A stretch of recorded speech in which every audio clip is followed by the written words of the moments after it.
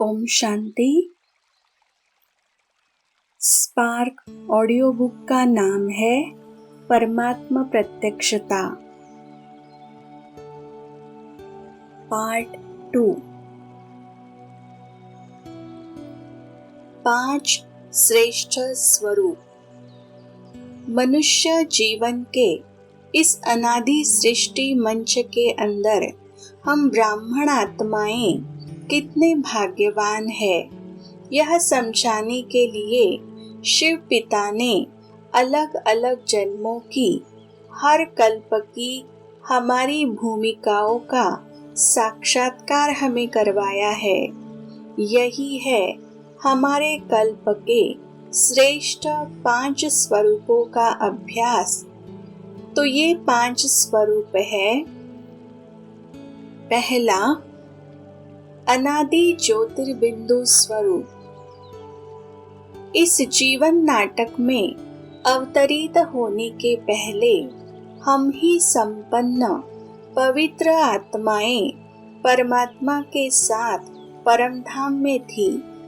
अब हम ही इस अविनाशी नाटक में सर्वश्रेष्ठ और भाग्यवान आत्माएं हैं, क्योंकि हम भगवान के बहुत नजदीक और साथ है। दूसरा, आदि देवता स्वरूप। अब हम सतयुग और त्रेता युग में स्वर्ग में सर्वगुण संपन्न देवताओं के शरीर में अपनी सर्वांग सुंदर भूमिका करेंगे। यह बहुत सुंदर जीवन होगा।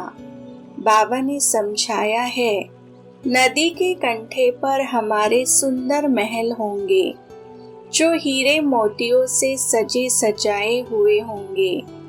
यह सदा अखंड सुख शांति संपत्ति से भरपूर जीवन है। किंचित मात्र भी दुख नहीं है। हम ही इस जीवन का सुंदर अनुभव हर कल्प में कर सकते हैं। कितने सौभाग्यशाली हम हैं। तीसरा, मध्ययुगी पूज्य स्वरूप। सतयुग त्रेता के बाद द्वापर युग से भक्ति मार्ग शुरू होता है और हम देवताओं की ही मंदिरों में पूज्य स्वरूप में पूजा शुरू होती है। कभी दुर्गा, कभी हनुमान, कभी गणेश। भक्त आत्माएं मनोकामनाएं लेकर आती है। हमारी जड़ मूर्तियों से उन्हें सुख, शांति, प्रेम की सकाश मिलती रहती है और वे खुश होकर जाते हैं। तो करावनहार बाबा हमसे कितना प्यार करते हैं कि ड्रामा में हमारे जड़ मूर्तियों को भी कितना सम्मान भक्ति मार्ग में मिलता है। चौथा, संगम युगी ब्राह्मण स्वरूप।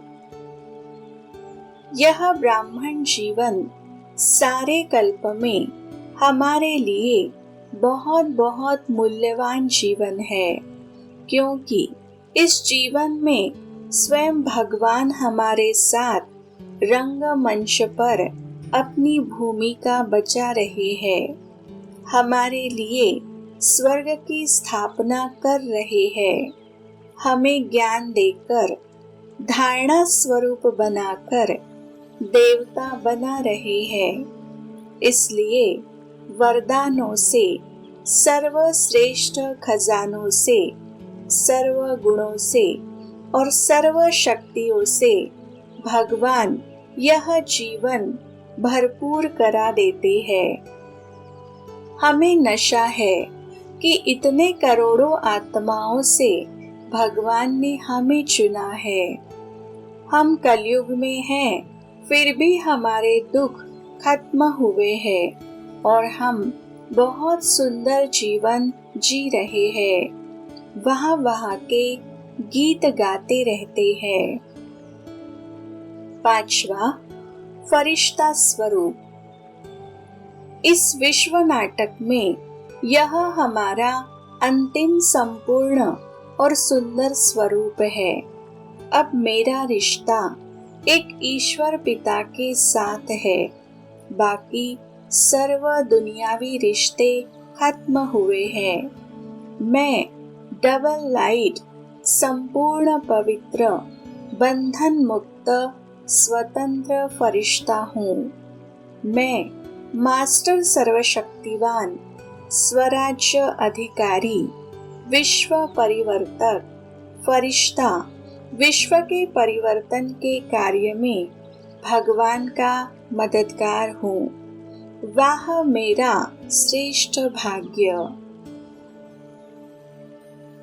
तो इस अनादि अविनाशी नाटक में हर युग में हम सभी मनुष्यात्माओं में कितनी श्रेष्ठ और सौभाग्यशाली आत्माएं हैं जो नाटक के आदि मध्य अंत में प्रमुख भूमिका बजाते हैं।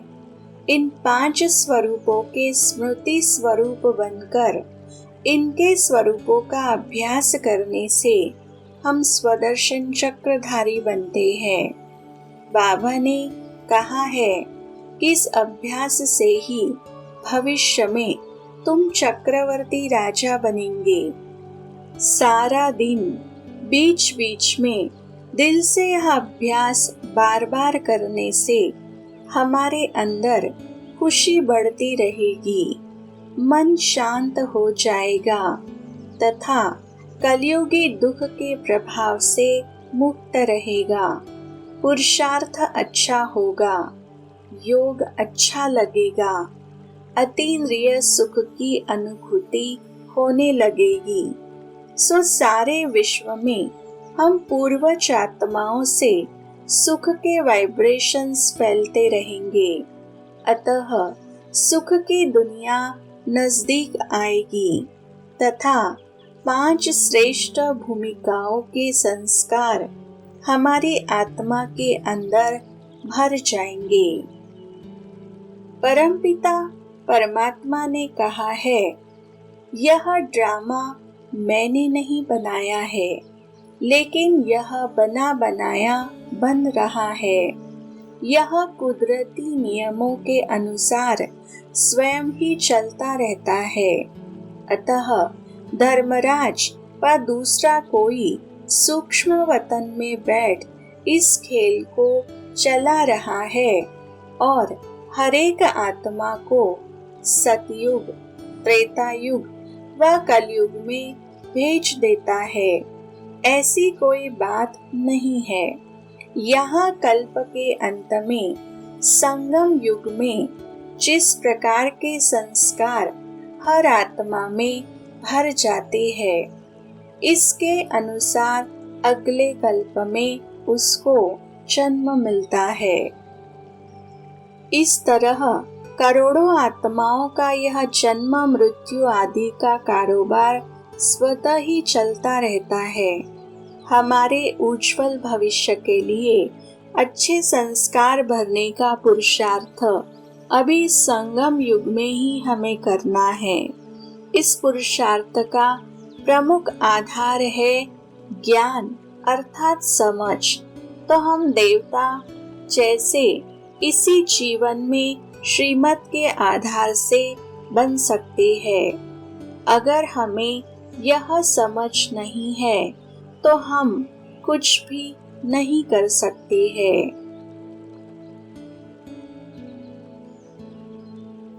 अगला टॉपिक है सहज राजयोग।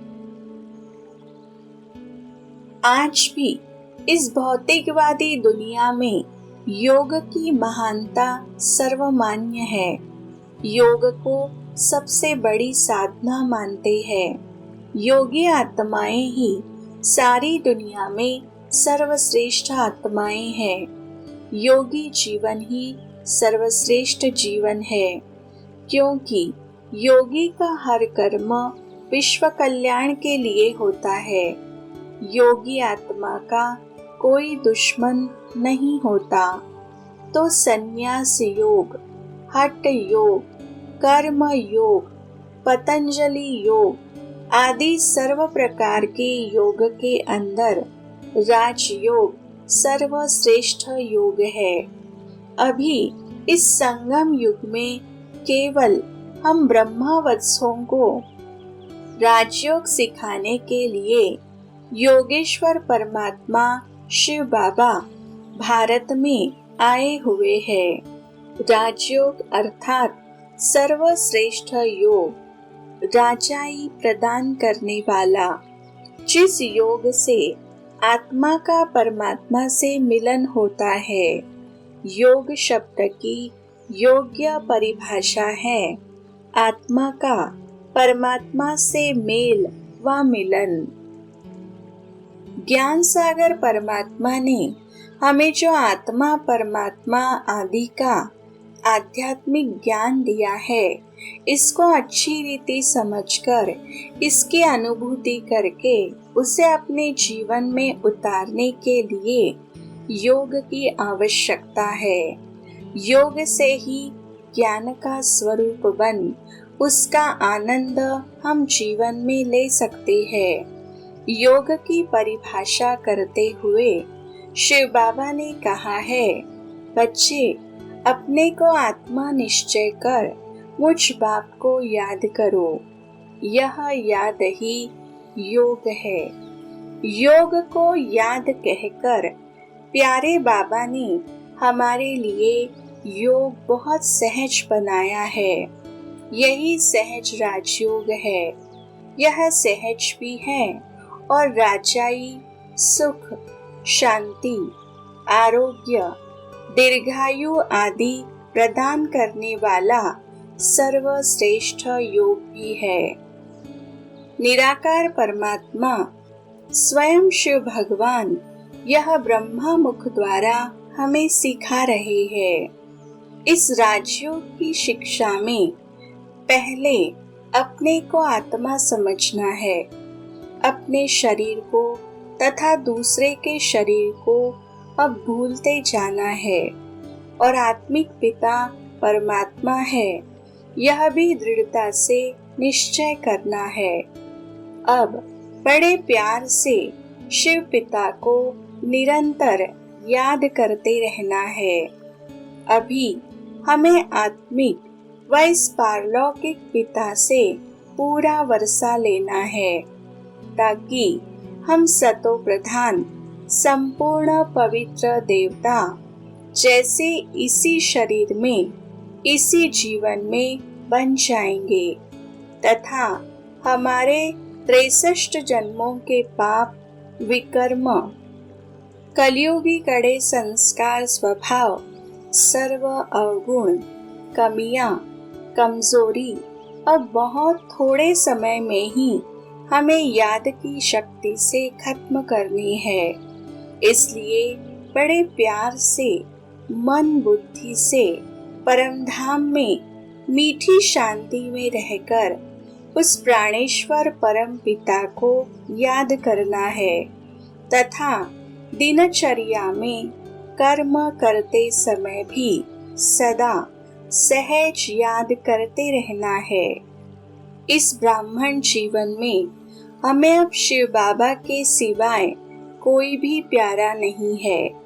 मेरा तो एक शिव बाबा, एक बल, एक भरोसा, एक नामी, इकोनॉमी आदि धारणाएं अब हमारे दिल में दृढ़ता से धारण करनी है, तो हम इस जीवन में आबाद होंगे, अमर बनेंगे तथा प्रत्यक्षता के पुरुषार्थ में सफलता मूर्त बनेंगे।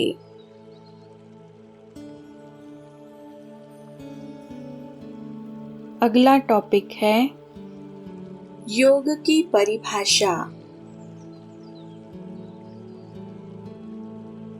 ज्ञान युक्त यथार्थ योग व राजयोग यह बहुत बड़ी शक्ति है। इसको पूरा पूरा समझकर इसका अनुभव करना है, जीवन में प्रयोग में लाकर इसका संपूर्ण लाभ उठाना है। अतः योग सिद्धि प्राप्त करके योगी तू आत्मा बनने के लिए हमारे परम हितैषी शिव बाबा ने समय प्रति समय योग की यथार्थ समझ एवं योग की सहज सरल परिभाषा हमें सिखाई है। जैसे कि मेरे लाडले बच्चे, अपने आत्मिक पिता से बहुत बहुत प्यार करना ही योग है।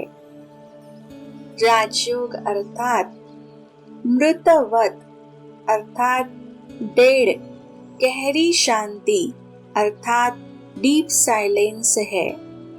राजयोग अर्थात आत्मा का आत्मिक पिता के साथ ईश्वरीय मिलन है।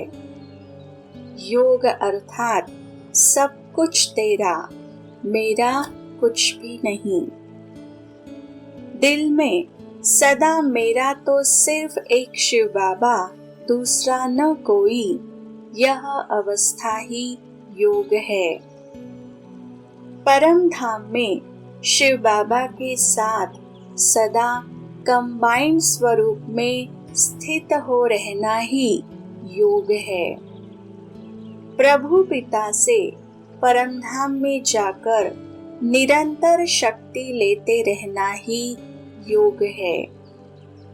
हर पल आत्मिक स्थिति में रहना ही योग है। अपने घर परमधाम में पिता के पास बैठ विश्राम करते रहना ही योग है। शिव पिता के प्रति संपूर्ण समर्पणमयता ही योग है। योग अर्थात आप बाप को, बाप आपको देखे, बाप से सर्व गुणों की और शक्तियों की किरणें प्राप्त कर आत्मिक स्वरूप में स्थित होने पर ही विकर्म विनाश होंगे। अगला टॉपिक है याद की यात्रा।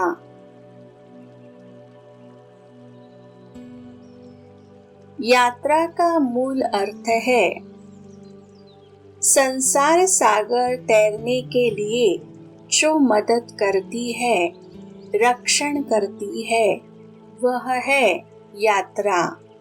भक्त आत्माएं जिस्मानी यात्रा करते रहते हैं। हर साल अनेक पवित्र स्थानों पर जाते हैं और फिर वापस घर कर्म क्षेत्र पर आ जाते हैं। शक्ति भरकर वापस आते हैं। अभी हमें भी इस ज्ञान मार्ग में सारा दिन सदा याद की यात्रा में रहना है। हमारा तीर्थ क्षेत्र है परम धाम, जहाँ पवित्रता का सागर परमात्मा रहता है। यही हमारा भी पवित्र घर है। तो कर्म करते समय बीच बीच में अपने घर परमधाम में जाना है। बाबा से पवित्रता की, शांति की, स्नेह की शक्ति लेनी है और वापस कर्म क्षेत्र पर आकर कर्म योगी बन श्रेष्ठ स्वमान में व अवस्था में एवं आत्मिक स्थिति में हर कर्म करना है। फिर शक्ति भरने ऊपर जाना है और कर्म के लिए नीचे आना है। तो आना और जाना यही है याद की यात्रा। हमें पिताश्री ब्रह्मा बाबा ने सिखाया है दैवी गुणों की धारणा करनी है, याद की यात्रा में रहना है, पवित्र बनना और बनाना है। बाबा की चाहना है कि दिनचर्या में समय प्रति समय सदा अंतर्मुखी बन आत्मिक स्थिति की धारणा करके हमें मन बुद्धि से अपने तीर्थ क्षेत्र पर जाना है तथा याद की यात्रा करना है। वह पहले स्वयं पवित्र बन औरों को बनाना है। तो बाबा की ये शिक्षाएं कितनी उच्चतम और श्रेष्ठ है। इन शिक्षाओं में सब कुछ है, जैसे पवित्रता, सहनशीलता, हर्षित मुखता, मधुरता आदि दैवी गुणों की धारणा कर इससे हम सर्वगुण संपन्न बनते हैं। याद की यात्रा से योग बल प्राप्त हो सकता है। योगी बनते हैं तथा पवित्र बन औरों को बनाना यह सर्वश्रेष्ठ सेवा है।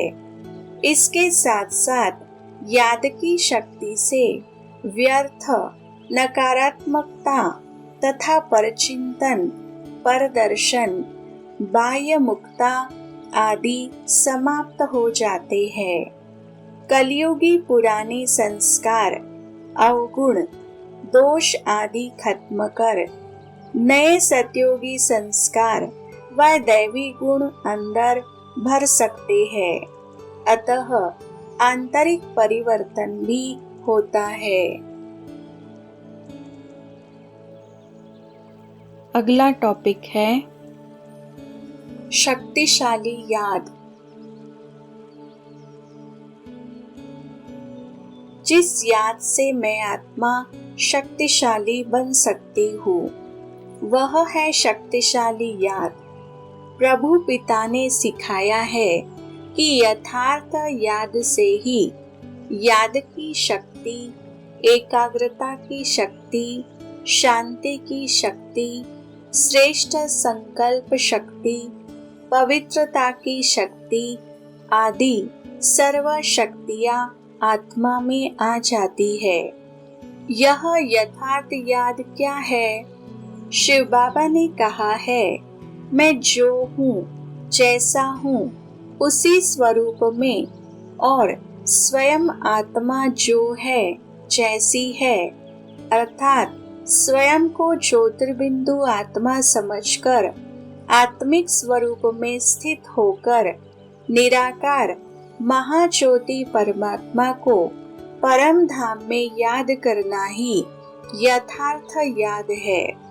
प्रकाश स्वरूप ज्योति स्वरूप आत्मा ने महाज्योति परमात्मा को ज्योतिर्मय तत्व में अर्थात परम धाम में मन बुद्धि की एकाग्रता से बड़े प्यार से याद करना ही यथार्थ याद है।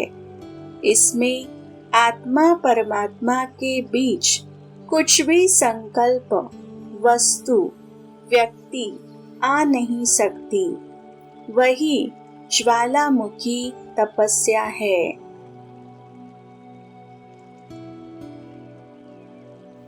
अगला टॉपिक है योग का महत्व।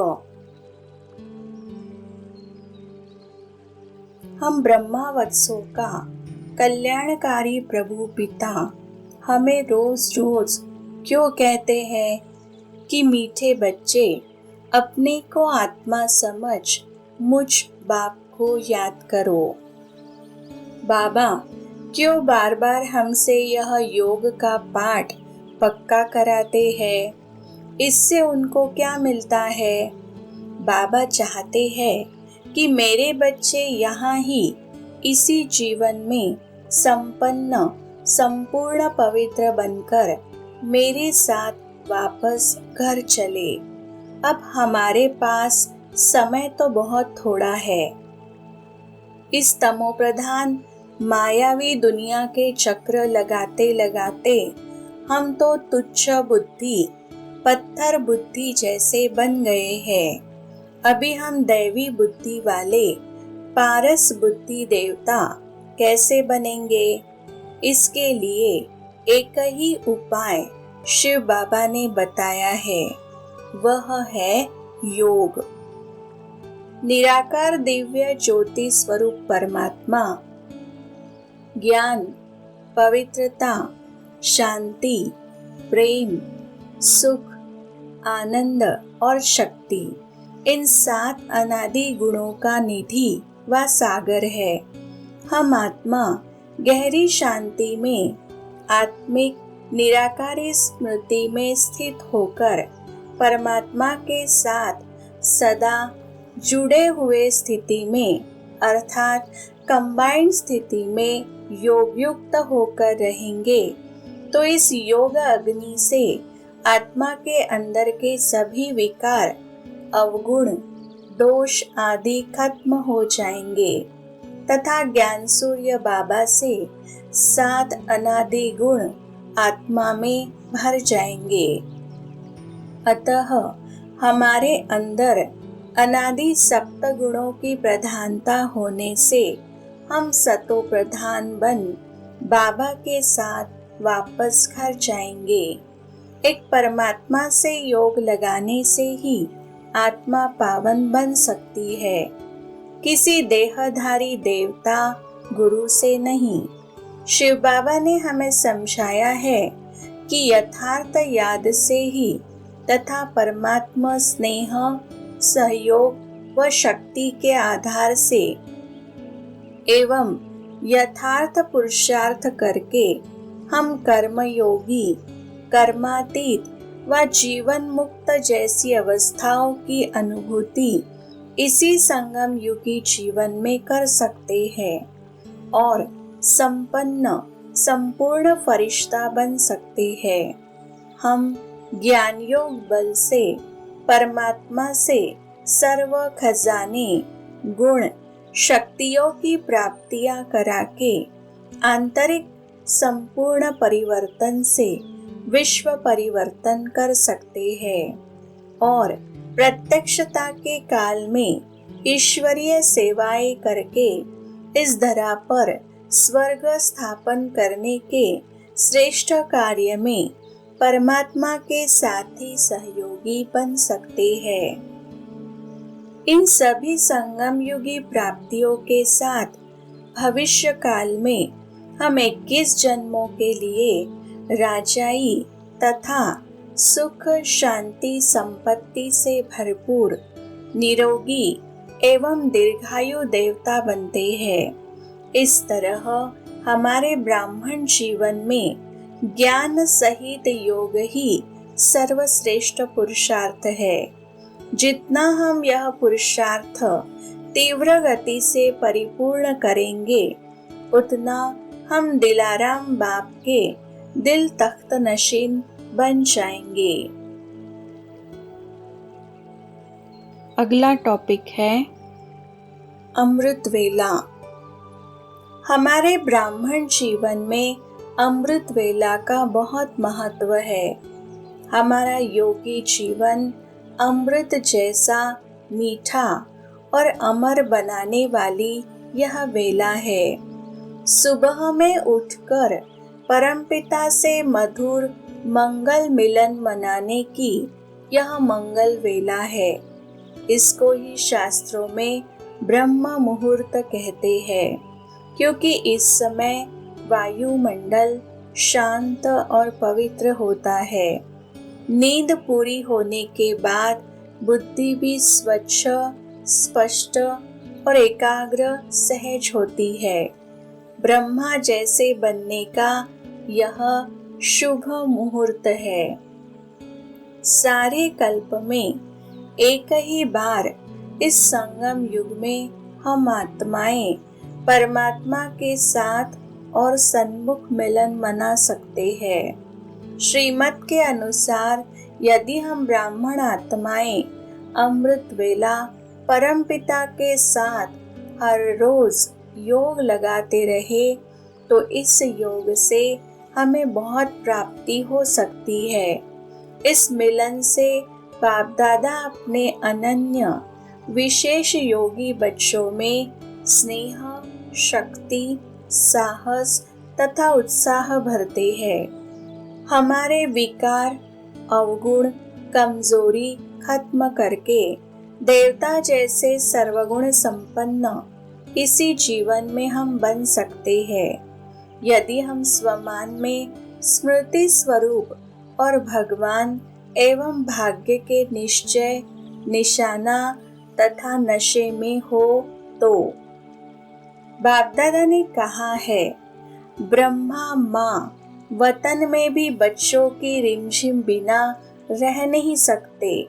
रूहानी ममता है तो सूक्ष्म स्नेह के आह्वान से ब्रह्मा बाबा बच्चों के स्पेशल ग्रुप इमर्ज करते हैं। इसमें सिर्फ बच्चों को बाप समान आकारी स्वरूपधारी बन अनुभव करना पड़े।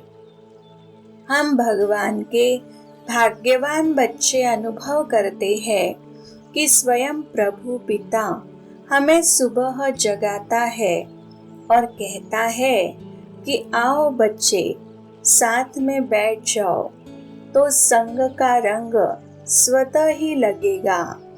हमें महसूस होता है कि अमृत वेला यथार्थ शक्तिशाली हो तो सर्वशक्तिमान से शक्तियाँ, गुण निधि से सर्व गुण, सागर से सर्व खजाने सहज प्राप्त कर सकते हैं। साथ साथ ज्ञान सूर्य शिव बाबा से नई विशेष सूक्ष्म सेवाओं का विधि विधान एवं प्रेरणा आदि का भी लाभ हो सकता है। इसलिए हमें अपनी मन बुद्धि को दिल से बाप को देकर योग में बैठना है, तो बाप दादा हमें सेवा के निमित्त बनाता है। मास्टर बीज व पूर्वज बन हम मनुष्य सृष्टि रूपी झाड़ के पत्ते पत्ते की अर्थात सभी धर्म की, हर एक आत्मा की बेहद की मनसा सेवा कर सकते हैं।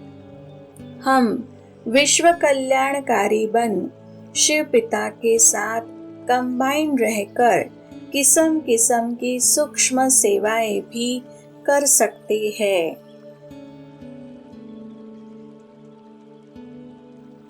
अगला टॉपिक है अमृत वेला समर्थ बनने का आधार।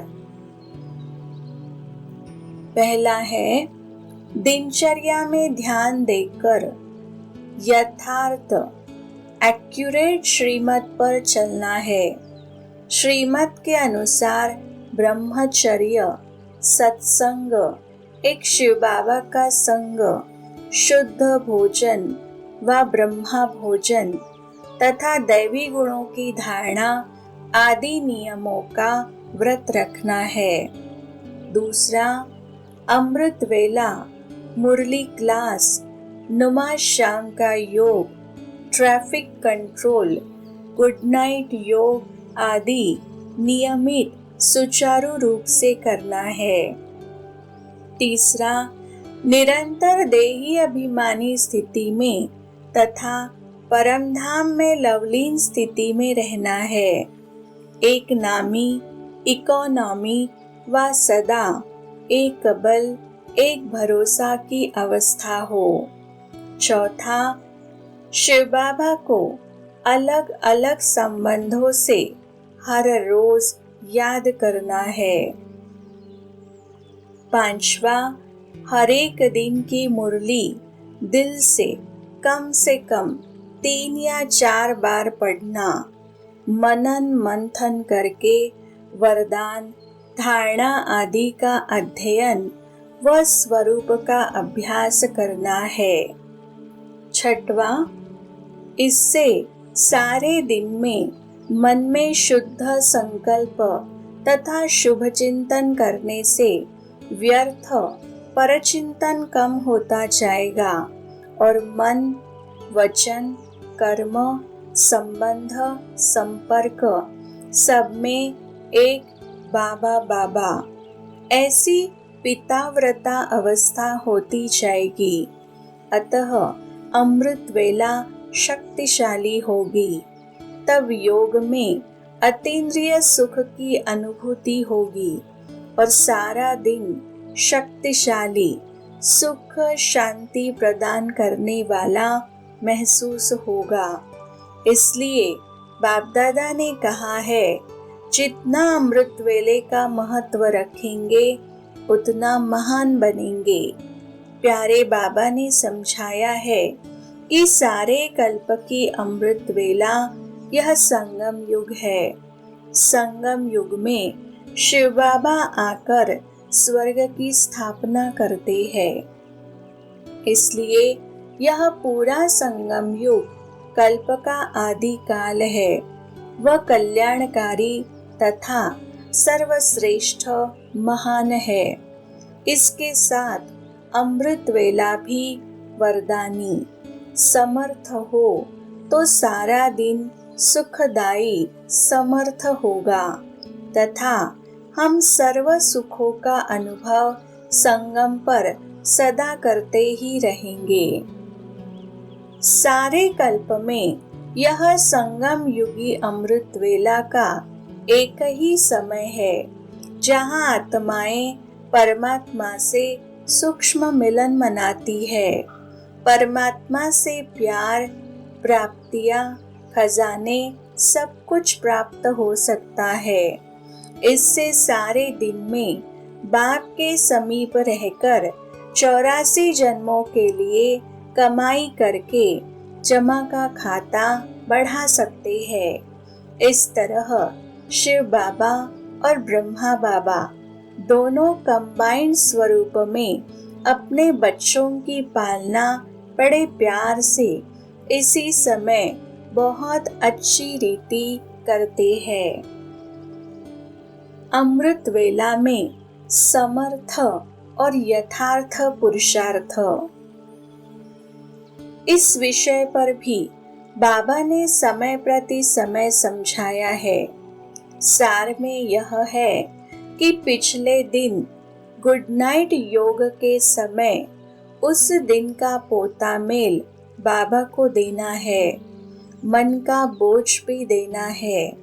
फिर बाबा को बताना है कि कल अमृत वेला कौन से संबंध से आपको याद करूंगी। यदि बच्चे के संबंध से याद में बैठूंगी तो मुख्य विषय होगा संतुष्टता और साथ हर्षित मुक्ता, सामना करने की शक्ति, विश्व सेवाधारी आदि। तो अपना चार्ट देखना है। इससे अमृत वेला योग अच्छा होता है। उठते ही अच्छे संकल्प आते हैं, व्यर्थ कम होता है। बाबा को यह बताकर शांत और बंधन मुक्त बन मनसा सेवा करके गुड नाइट करके खुशी खुशी में बाबा की गोद में परमधाम में सो जाना है। अनुभव कहता है कि इससे स्वप्न मुक्त निद्रा होती है। थोड़े समय की 4-5 घंटा नींद काफी होती है। अमृत वेला में उमंग उत्साह खुशी रहती है तो दिनचर्या में स्मृति स्वरूप शक्तिशाली और कंबाइंड स्वरूप की स्थिति रहती है। अमृत वेला शक्तिशाली न होने के कारण श्रीमत पर पूरा चलते नहीं। स्वयं भगवान अविनाशी विश्व नाटक और परिवार इनके ऊपर निश्चय नहीं। बेहद की वैराग्य वृत्ति नहीं। देही अभिमानी स्थिति का अभ्यास नहीं तथा ब्राह्मण जीवन का महत्व नहीं। अतः निश्चय, नशा, निशाना जीवन में न होने के कारण सदा अलबेलापन, आलस्य और उलझन में आते रहते हैं। इससे बुद्धि स्वच्छ स्पष्ट नहीं रहती। सो अमृत वेले में अतीन्द्रिय सुख की महसूसता नहीं। इसलिए अमृत वेला शक्तिशाली नहीं होती है। ओम शांति।